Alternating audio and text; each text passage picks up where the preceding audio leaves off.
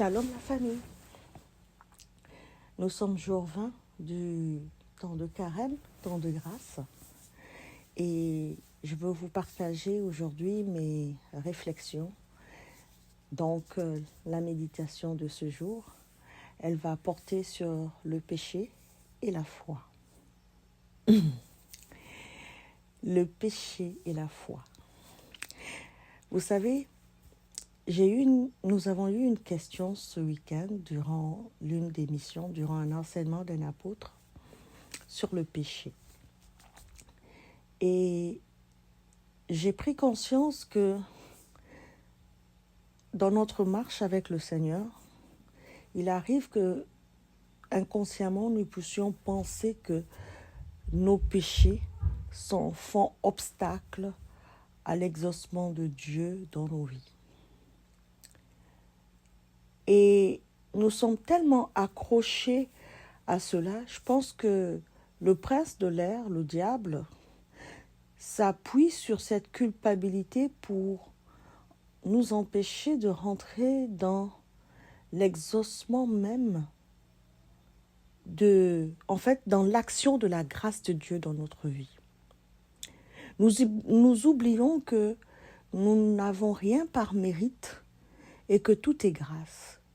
Et que le Père de lumière que nous avons, la parole dit qu'il est le Père des lumières.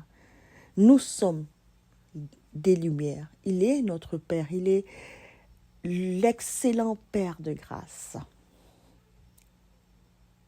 J'aime tellement entendre Papa Carambéry dire l'excellent Père de grâce, parce qu'il est tellement en accord avec la parole de Dieu lorsqu'il commence sa prière de cette façon-là.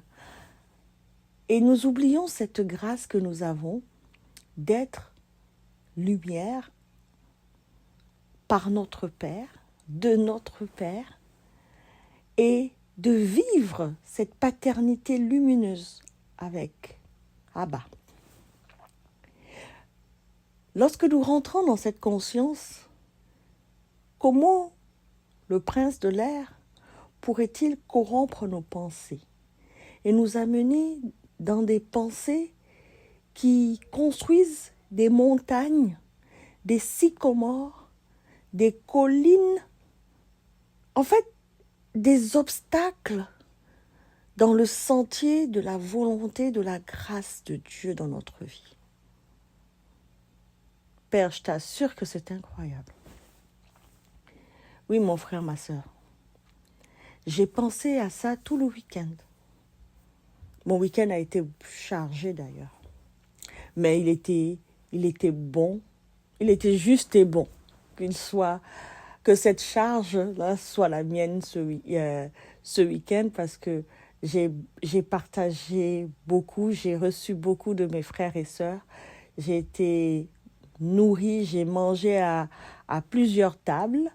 Et c'était des tables que le Seigneur avait dressées et sa parole m'a nourrie puissamment. Alors, je suis remplie, rassasiée, je viens vous en donner un petit peu à travers ce partage. Alors, il y avait une sœur qui a posé la question par rapport au péché. Elle a dit que si le Seigneur, oui, que elle avait péché. Et en tant que pécheur, est-ce que c'est pour ça que Dieu ne l'exauçait pas? Vous savez quoi? Ça m'a amené à ces deux merveilleux passages de la Bible. L'un est celui du centenier romain et l'autre est celui de cette femme attendez une minute, cette femme que le Seigneur a traité de petit chien et qui dans l'humilité a dit au Seigneur que même si même les petits chiens trouvaient manger à la table, manger les miettes de la table de leur maître. Donc, En fait, je voudrais vous partager ces deux histoires fantastiques. Pourquoi? Parce que, comment je peux dire fantastique? En fait, fantastique dans le sens de extraordinaire. Pas fantastique dans le sens de c'est une histoire, c'est une fiction. Attention.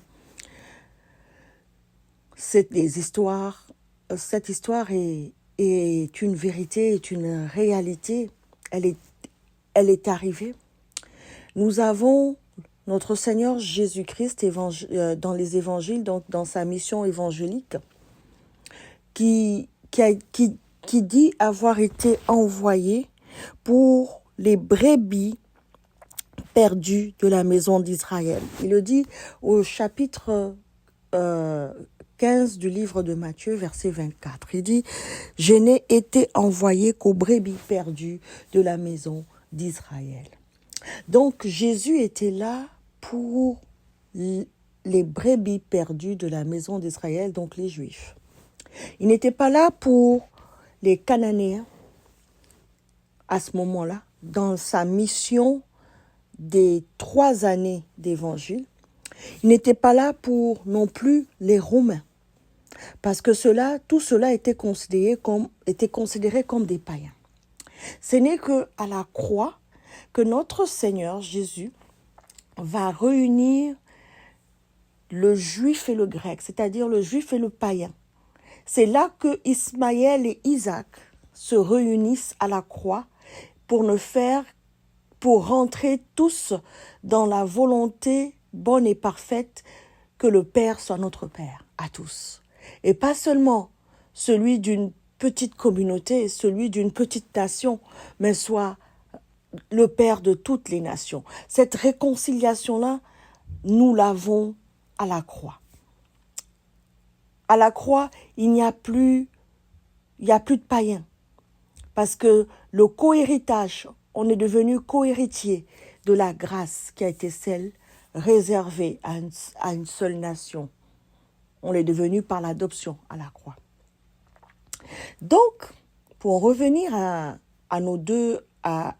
ces deux belles histoires, nous avons ce centenier romain qui s'approche de Jésus. Le centenier romain, on va prendre le chapitre 7 du livre de Luc, qui vient demander la guérison de son serviteur malade sur le point de mourir à Jésus. Et par les mots que ce centenier va proclamer au Seigneur, il va dire « dis seulement une parole ». Donc par ces mots, il va démontrer au Seigneur qu'il a une très grande foi. Le Seigneur va dire de ces deux personnes, le centenier romain et la femme cananéenne, qu'ils ont une très grande foi. La femme cananéenne, parce que elle a dit que... Qu'est-ce qu'elle a dit? Donc on est dans Matthieu 15 et dans Luc 7. La femme cananéenne va dire, lorsqu'elle va demander le secours du Seigneur, le Seigneur va lui dire, il n'est pas bien de prendre le pain des enfants et de le jeter aux petits chiens. Considérons ici que la femme cananéenne est ce petit chien. Et elle va dire, oui Seigneur, elle est en accord. Elle va pas dire, non, je suis pas un chien. Elle dit, oui Seigneur, mais les petits chiens mangent les miettes qui tombent de la table de leur maître. Et Jésus va dire, femme, ta foi est grande, qu'il te soit fait comme tu veux. Et à l'heure même, sa fille fut guérie. Le démon qui habitait le corps de sa fille a été chassé. Sa fille fut guérie. Tout simplement parce que cette femme avait une foi grande. Au centenier romain, Jésus dira, il n'a pas vu une si grande foi en Israël. Et pourtant, Jésus a été envoyé pour les brebis perdues de l'Israël. Donc, même les brebis perdues de la maison d'Israël, aucune, que ça soit même celle qui n'était pas perdue, même celle qui était perdue, aucune n'avait la foi du centenier romain. Et lorsqu'on regarde la cananéenne, je pense que, puisque Jésus dit une grande foi, il reconnaît, il témoigne. Oh, le témoignage du Seigneur est toujours plus grand. De la grande foi du Seigneur. De la grande foi de cette femme. Vous savez quoi? Il nous arrive, lorsque l'on marche selon la loi, dans le mérite, d'oublier de mettre en action la grande foi qui est la nôtre. Mais Jésus nous a dit que même la foi d'un grain de sénévé est capable de déplacer des montagnes. Mais il nous arrive parfois de faire taire notre foi. C'est-à-dire que notre foi perd de sa voix parce que nous avons une façon de penser qui la fait taire, qui l'affaiblit, qui ne lui donne pas, qui ne fait pas en sorte qu'elle agisse avec force dans notre vie. Et Jésus a dit qu'il te soit fait comme tu veux. Et si on regarde, on met en parallèle ces deux histoires, on voit que lorsque le centenier demande à Jésus d'agir d'une façon pour que son serviteur malade sur le point de mourir puisse guérir de sa maladie, Jésus va agir selon la foi du centenier. Comme ici, il dit qu'il agit avec cette dame selon sa foi. Et je suis toujours admirative lorsque il y a une campagne d'évangélisation de voir des personnes de toutes les religions malades se diriger vers cette campagne d'évangélisation, qu'ils soient musulmans, bouddhistes, païens, animistes, athées, mais à la recherche de la guérison parce qu'ils ont entendu cette bonne nouvelle que Jésus-Christ guérit les malades. Encore hier et aujourd'hui, il est la résurrection. Éternellement, il le sera. Hier encore et aujourd'hui encore et éternellement. Et que Jésus-Christ, celui-là même que l'on dit qu'il est vivant, qu'il est sorti du tombeau et que la croix est une puissance, la prédication de la croix est une puissance extraordinaire de guérison. Lorsque je vois mes frères et mes sœurs de tous les horizons, toutes religions confondues, se rendre assoiffés de guérison, assoiffés de grâce, de bénédiction, devant cette table qui est dressée par le Seigneur lui-même, à travers ses serviteurs. Dans l'évangélisation, je suis en admiration devant la foi extraordinaire de ces hommes et de ces femmes. Parce que lorsque je regarde les Écritures, ils seraient considérés comme des plus grands pécheurs. Mais ils ne regardent pas leur religion. Ils ne regardent pas à ce en quoi ils croient, à leur doctrine.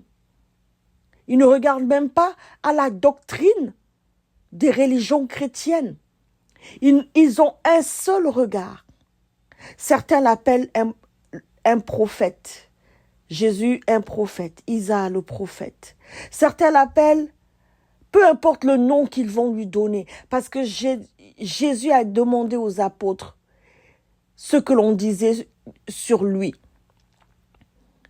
Qu'est-ce qu'on disait sur lui? Qu'est-ce qu'on racontait sur lui? Peu importe ce qu'ils racontent sur lui, mais lorsqu'il se lève, ces personnes, ces hommes et ces femmes, ces frères et sœurs, dans la foi. Oui, ces frères et sœurs dans la foi. Parce qu'à ce moment-là, cette foi est la même foi, la foi nécessaire, une foi que seul le Christ peut donner. Lorsqu'il se présente devant la table dressée pour recevoir l'exaucement de la prière, ils sont exaucés. Elles sont exaucées parce qu'ils ont une grande foi. Mais celui-là même qui est de la maison d'Israël, celui-là même qui est dans l'Israël, la nouvelle Jérusalem, cette nouvelle Israël dans laquelle nous sommes, celui-là même qui se dit chrétien, pose la question: est-ce que je ne suis pas exaucé à cause de mon péché? Est-ce que la connaissance qui est divulguée, qui est transmise par l'enseignement des apôtres à mes frères et sœurs chrétiens est tellement corruptible qu'elle éteint la foi, qu'elle fait taire la foi du juste. Le Seigneur dit: nul n'est agréable sans la foi. Le Seigneur peut reconnaître la foi parce que Christ en nous est la foi. Mais cette foi, elle n'est pas en action.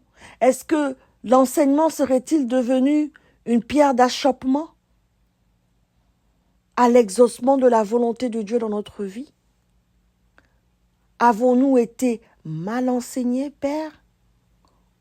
Ou avons-nous mal compris?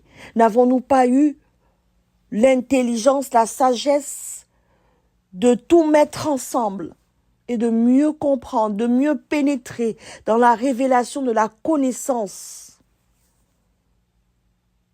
du péché que tu as ôté au milieu de nous? Dans la connaissance de ton amour, dans la connaissance de ta paix, dans la connaissance de ta miséricorde, dans la connaissance de ta vérité. Savons-nous même de quoi nous avons été affranchis? J'ai regardé cela, papa. Tu sais, il y a cette parole qu'a partagée un des enseignants aussi ce week-end. Je t'ai dit, papa, c'était un week-end merveilleux. Et il a dit, vous savez que à chaque fois que vous entendez un enseignement, vous devez toujours examiner, éprouver l'enseignement que vous avez reçu. C'est très important parce qu'il faut toujours éprouver l'esprit qui est derrière l'enseignement. Alors là, je parle de 2 Chroniques, chapitre 20, verset 20. Pour vous mettre en contexte, pour la petite histoire, cet enseignant de la parole, dans sa prédication, disait que on devait se confier à Dieu, mais qu'on devait encore plus se confier à ses prophètes pour réussir dans nos projets. J'ai été interpellée. Pourquoi je parle de l'enseignement? Parce que c'est très important. C'est de la manière dont nous sommes enseignés que notre foi est actionnée d'une manière ou d'une autre. Qu'est-ce qui influence notre marche? Est-ce que nous marchons parce que nous nous confions dans la vérité de Dieu, qui est la parole de Dieu, les Écritures? Est-ce que nous marchons selon l'entendement des enseignements que nous avons reçus, selon l'interprétation donnée à ces Écritures par un homme ou une femme? Est-ce que nous avons éprouvé l'enseignement? Paul disait que nous devrons prendre ce qui était bon et laisser le reste. Pourquoi? Parce que lorsqu'on écoute un enseignement, il peut y avoir ce qui n'est pas bon à l'intérieur. Il peut y avoir de la chair à l'intérieur. La vérité serait corrompue par la chair. Mais Paul nous a enseigné dans les Écritures. Le Père a attiré notre attention afin que la brebis que nous sommes ayons cette sagesse du serpent, cette prudence du serpent et la simplicité de la colombe de dire: je vais examiner l'enseignement et je prendrai ce qui est bon, c'est-à-dire ce qui s'accorde avec la vérité de la parole. Je veux prendre le miroir de la parole et je veux mettre l'enseignement que je reçois devant ce miroir et je prendrai ce qui est bon et je laisserai le reste parce que le reste n'est pas mon partage. Alors, lorsque j'ai entendu cela, je suis allée dans les Écritures. J'ai dit, Seigneur, je ne connais pas cette parole. Il faut que j'aille voir. Et là, je l'ai trouvé dans 2 Chroniques 20, chapitre 20. Je veux le lire.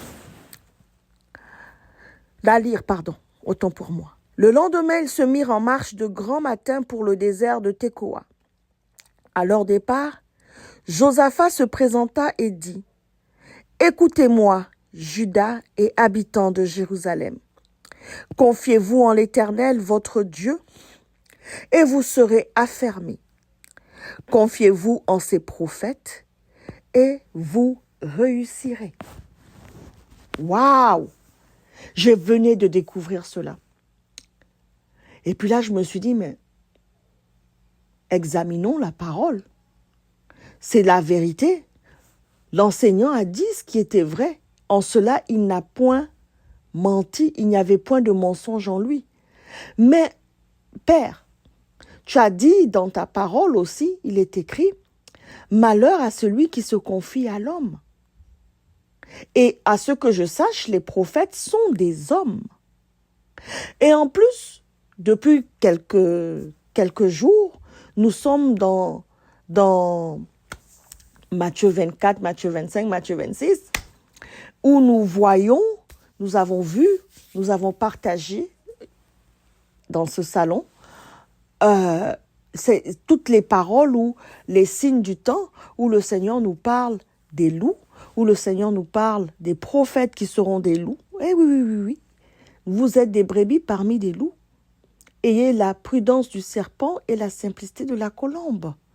Ayons la sagesse du serpent. Ce serpent, la sagesse du serpent, pourquoi la sagesse du serpent? Le serpent est le seul animal, c'est un reptile, mais c'est le seul animal qui survit même dans l'adversité. Même, en fait, c'est la seule, je pense, c'est une des espèces qui prolifère et qui évolue et qui ne s'éteint pas, mais qui évolue même dans les zones les plus improbables. On peut trouver un serpent. Même dans les milieux les plus arides, il a cette capacité à s'adapter à tout et à survivre même en milieu hostile. Ayons la sagesse du serpent, donc là, dans d'autres versions, c'est la prudence du serpent. Nous aurons des loups. Nous aurons des loups parmi nous. Nous aurons des enseignants loups, des enseignements de loups parmi nous. Mais c'est à nous de laisser le Saint-Esprit, l'Esprit de vérité nous enseigner. C'est à nous d'ouvrir la parole de Dieu, de la garder. Et lorsqu'on n'en a pas assez, comme je l'ai fait, je connaissais pas cette parole, je l'ai cherchée afin d'éprouver.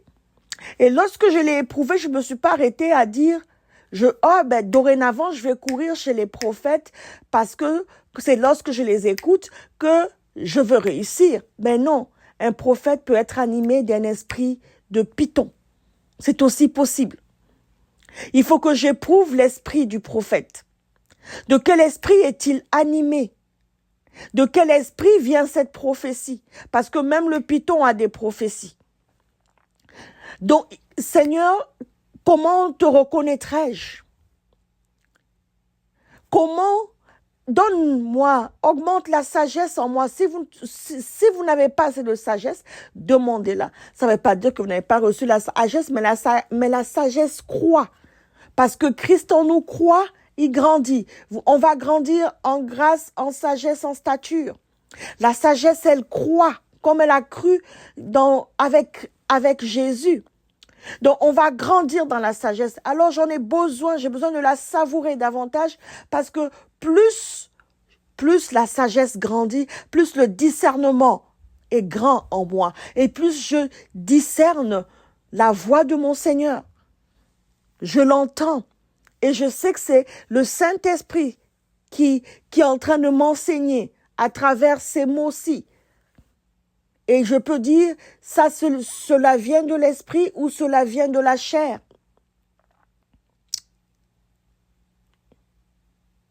Alors, de quel enseignement es-tu animé lorsque tu penses que la volonté du Père de t'exaucer, lorsque tu pries dans l'assurance de sa volonté, dépend de ce que tu as fait hier ou de ce que tu n'as pas fait? Ne sais-tu pas que tu es sanctifié par la présence même du Saint-Esprit en toi? Ne sais-tu pas que tu es un saint? Ne sais-tu pas que tu es le seul à pouvoir quitter, selon l'état de ta pensée, ta sanctification? Ne sais-tu pas que tu es pardonné? Ne sais-tu pas que il n'y a plus de condamnation en Jésus-Christ? Ne sais-tu pas que ce qui n'est pas conviction est péché? Ne sais-tu pas, que sais-tu qui éteint l'action de ta foi? Moi, je te dirais de jeter à la mer cette montagne, de jeter à la mer ce sycomore qui t'empêche d'actionner par ta foi. La foi est là, Christ est là, le manifestes-tu, l'actionnes-tu? Est-elle en action dans ta vie? Est-elle grandement en action dans ta vie? Parfois, nous avons ce comportement de Ponce Pilate. Nous voulons laisser Dieu lui-même agir. C'est-à-dire, on se lave les mains. On se dit, ce qui arrive entre la manifestation de l'exaucement de ma prière ou pas, ne dépend pas de moi, ça dépend de Dieu. Donc Dieu, je me lave les mains puis je te regarde. Est-ce que tu vas m'exaucer ou tu vas pas m'exaucer? C'est sûr que tout nous arrive si Dieu le permet. Si Dieu le permet, effectivement. Sa volonté s'accomplit au temps où il le permet, au temps convenable de sa volonté souveraine, c'est là que les choses arrivent. Effectivement, c'est tout aussi vrai. Mais ce n'est pas pour autant que je vais me laver les mains. Non. Je dois être en action.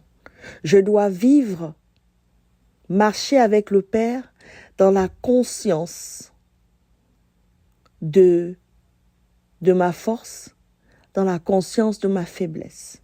Et c'est lorsque je suis faible, c'est parfois même délectable de l'être, parce que c'est à ce moment que l'on voit le Saint-Esprit agir puissamment dans notre vie et qu'on voit puissamment Dieu en action dans notre vie et qui nous émerveille et qu'il est époustouflant et qu'il est extraordinaire, parce que c'est là qu'on vit l'extraordinaire et le prodigieux de Dieu. C'est là qu'on vit son amour extravagant et c'est là qu'on vit cette conscience de cette grâce qui est la nôtre. Ouais. As-tu une grande foi ou as-tu une petite foi? J'ai l'habitude de dire on a juste la foi.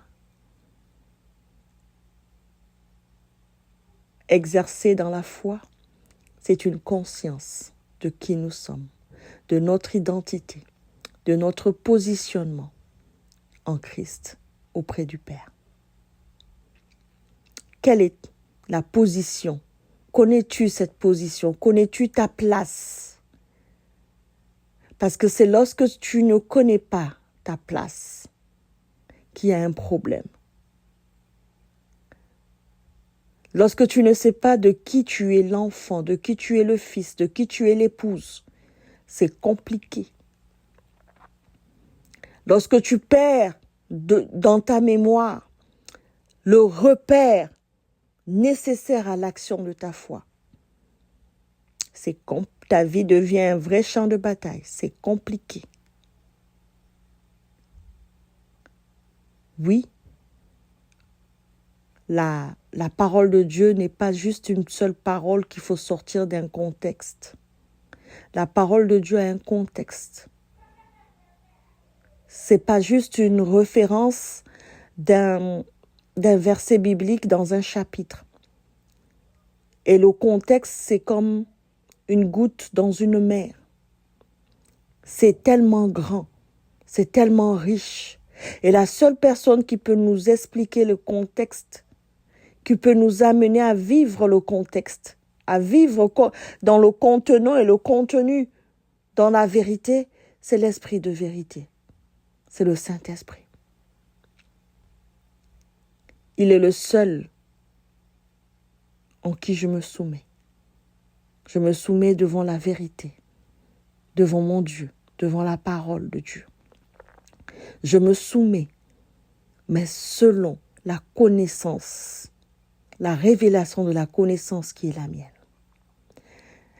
Je ne dirai pas je ne veux pas critiquer la soumission ou l'état de soumission de ma sœur ou de mon frère. Parce que à l'étape de sa croissance, il est juste et bon que cette soumission soit celle qu'elle vit ou qu'il vit. À l'étape de la mienne, de ma croissance, ma soumission, elle est juste et bonne aussi.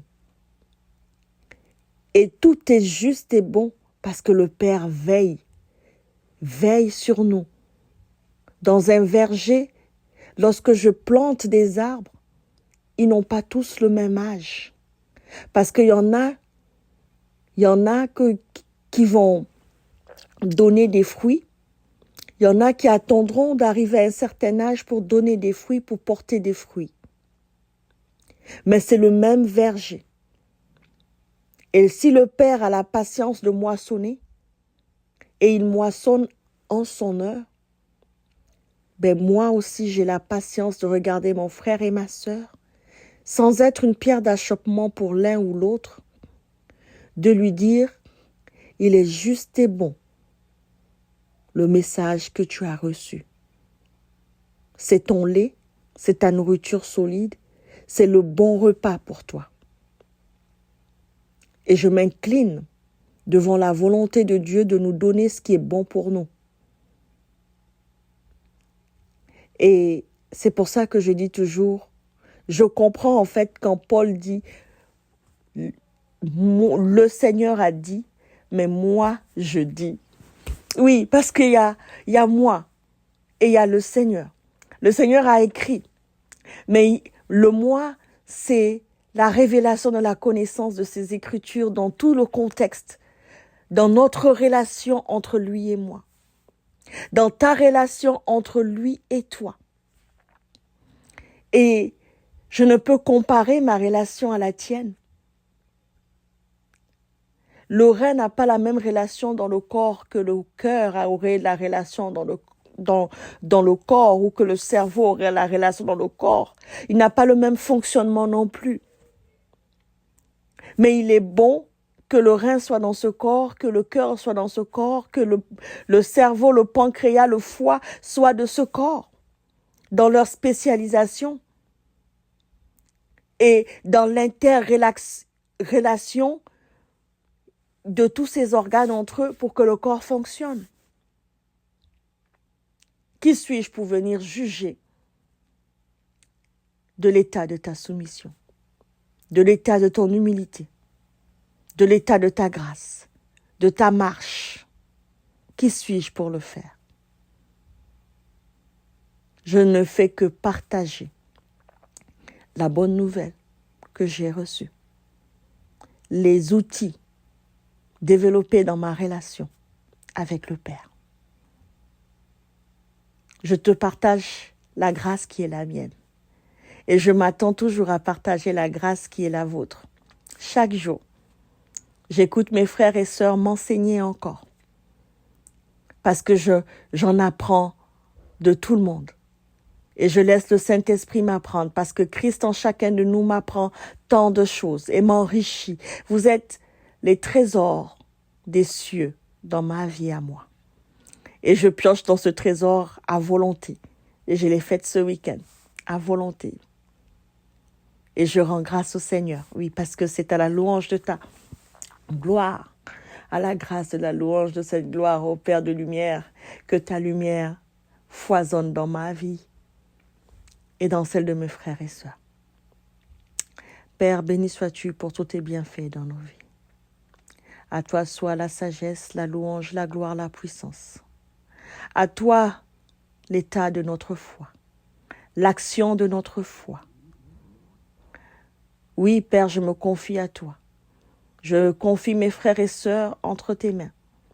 Et je dis, conduis-nous, Papa, parce que nous sommes dans ces signes de la fin des temps, où nous ne savons pas qui sont tes prophètes, à quel niveau ces prophètes sont bons et justes dans notre marche, pour la réussite de notre marche. Oui, Père, parce que tu sais, je me rappelle Michée et je me rappelle Josaphat. Josaphat qui demande, y a-t-il un prophète d'Israël? Y a-t-il un prophète d'Israël? Y a-t-il un prophète de Dieu ici? Et Michée était en prison parce que il était le seul des prophètes qui n'avait pas été corrompu par l'esprit de mensonge dans cette contrée-là. Mais Josaphat avait le discernement pour regarder qui était corrompu dans l'esprit de mensonge. Parce qu'il voyait que tous les prophètes n'étaient pas dans la vérité, ils ne te reconnaissaient pas. Ils ne reconnaissaient pas la vérité, ils ne reconnaissaient pas le Père. Il ne reconnaissait pas son Dieu. Il a demandé, y a-t-il un prophète de Dieu? Et on est allé chercher Michée, le seul parmi tous ces prophètes qui n'étaient pas corrompus par l'esprit de mensonge. Cet esprit que toi-même, tu avais envoyé afin qu'il te débarrasse de ce roi. Ah oui, Père, parce que oui. Oui, Papa. C'est ce que la Bible nous dit. L'esprit de mensonge s'est positionné pour dire que lui fera en sorte de pouvoir aider à nous débarrasser de ce mauvais roi. Père éternel, je sais que tout ce que tu fais est bon. Peu importe ce qui est fait est bon. Il est bon que j'entende des enseignements. Il est tout aussi bon que je reconnaisse ce qui est bon et que je laisse le reste, ce qui n'est pas de toi. Ce que je ne devrais pas entendre, qui n'est pas vérité. Père, aide-nous, aide-moi, aide mon frère, ma sœur, à pouvoir reconnaître ce qui est bon et à faire la différence entre le bon et le mauvais. Oui, Papa, dans les derniers temps, dans ces derniers temps, Père, que nous vivons, peut-être que ces derniers temps dureront encore 1 siècle, 2 siècles, 3 siècles, je ne sais pas. Toi seul sais le jour, toi seul le connais. Je n'annonce rien parce que je ne connais rien. Mais toi, tu sais, Papa, quel sera ce jour-là, cette nuit-là. Toi, tu connais. Et tu connais la marche de chaque personne. Père, garde-nous. Garde-nous du mauvais. Et ouvre nos yeux, ouvre nos oreilles, ouvre nos cœurs sur le bon, sur la vérité. Que ta vérité soit reconnue de tous et que ta vérité soit entendue de tous. Et que ce qui est mensonge soit connu comme étant mensonge, Père. Afin que le plus grand nombre soit préservé de la perdition, soit préservé du mensonge. Père, je t'ai prié au nom puissant de Jésus-Christ, qu'il se trouve plus de Michée parmi nous, des hommes et des femmes incorruptibles dans leur enseignement, dans l'enseignement des apôtres, dans leur communion, dans leur attitude, dans leur vie. Que les vers ne soient pas notre partage dans la pomme. C'est au nom de Jésus-Christ que j'ai prié. Amen. Notre Père qui es aux cieux, que ton nom soit sanctifié, que ton règne vienne, que ta volonté soit faite sur la terre comme au ciel. Donne-nous aujourd'hui notre pain de ce jour.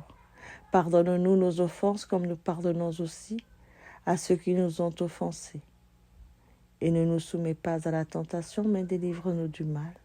Car c'est à toi qu'appartient le règne, la puissance et la gloire, pour les siècles des siècles. Amen. Shalom à tous, bonne journée ou bonne nuit, dépendamment du moment où ce message te rejoint.